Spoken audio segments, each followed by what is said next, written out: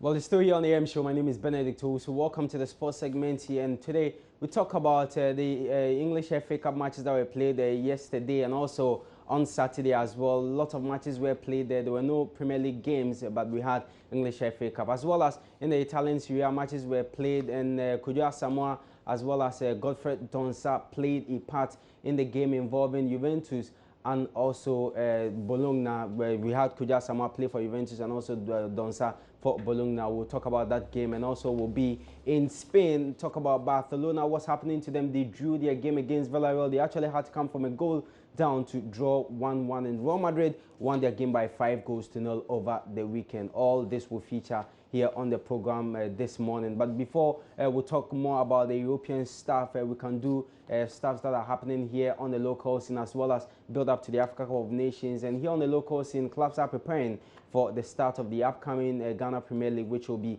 on February 4. Well, yesterday at the Accra Sports Stadium, Bichim United played a friendly game with Accra Hearts of Oak. Well, the game ended goalless, and we're there, and we spoke to Patrick Razak, who is a striker for Accra Hearts of Oak.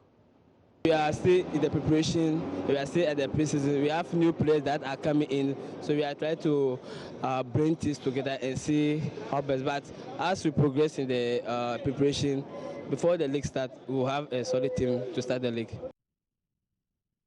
So that was Accra Hearts of Oak striker Patrick Razak. We also spoke to Ahmed Toure. Bichim United, remember, are preparing for the Ghana Premier League as well as their debut participation in the CAF Confederation Cup. Well, these are some of the matches they need to ensure they get ready for those two assignments. That's the Ghana Premier League as well as the Confederation Cup. Ahmed Toure had this to say.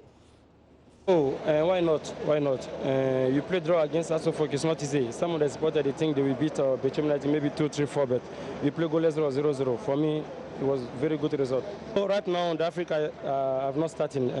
We are continuing to do the preseason. It's not easy. Even yesterday we trained, so I think everybody's tired, but you do our best.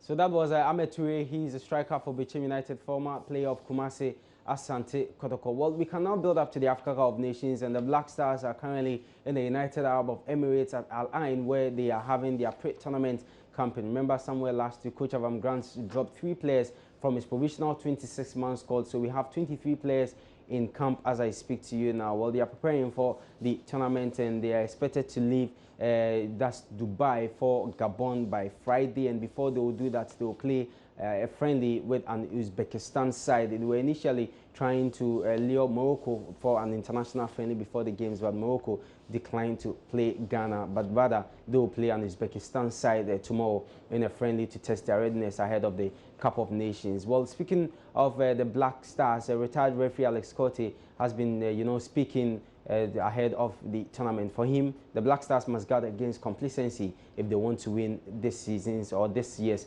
Africa Cup of Nations. In fact, I think I've watched some few games of some of the national teams. Myself, I had to go out as an assessor on a match between Gabon and Zambia, and the standard, though Gabon, I didn't see much of the Gabonese, but I think that the Zambians played a very good game, you understand. And so now the countries, let me say that, are playing very well. They are playing very, very, very well.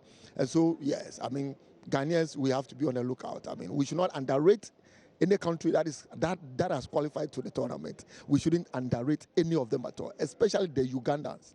They are playing very, very well, playing very good tactical football, you understand? And so these are the things that we need to watch. And we are still keeping 90% of our crop of players, you see. And so that is a very good thing for us. The cohesion will be there, the understanding will be there. And so for now, I think that what they only need is a little bite to die, just for the country. That is all that they will need. And I'm very sure that if they are able to have that at the back of their mind, the trophy can be ours.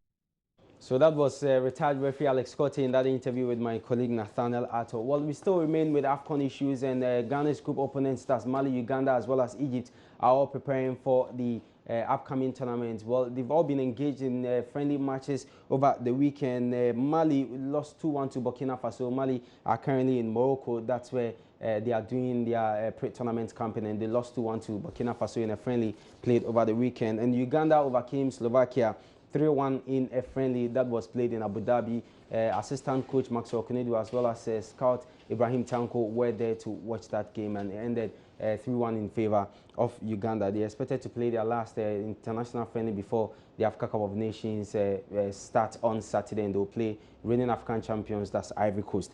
That will happen tomorrow. And for Egypt, they actually defeated Tunisia by a 1-0 at the Cairo International Stadium yesterday, and that happens to be their last international friendly ahead of the Africa Cup of Nations. As I noted, the Black Stars will play Uzbekistan side, that's Donyo.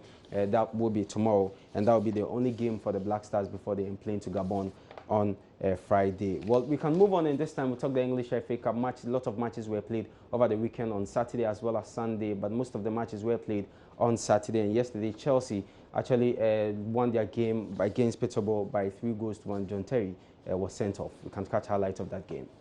So both Manchester United and Tottenham Hotspur are through to the next stage of the FA Cup. They won their respective games, as well as Manchester City beating West Ham United by 5-0 at the Olympic Stadium in London to also progress to the next stage of the competition. And we had Everton, they lost 2-1 to Leicester City at the Goodison Park. Leicester are also through, and Huddersfield defeated Port Vale by 4-0. Hull City won their game against Swansea City by 2-0. So Hull are also through, with Preston North End losing 2-1 to Arsenal. Arsenal had to come from a goal down to win that game by 2-1. Cardiff City lost 2-1 to Fulham, with Liverpool drawing goalless with Plymouth Argyle, and also Chelsea, as you saw earlier, defeating Peterborough by 4-1, and Middlesbrough beating Sheffield Wednesday by 3-0. So we can do some more in this time from the English FA Cup. We'll do the Spanish La Liga. Real Madrid equaled Barcelona's 39-game unbeaten run after defeating Granada by 5-0 over the weekend, as well as Diego Simeone's Atletico Madrid. They defeated Eibar 2-0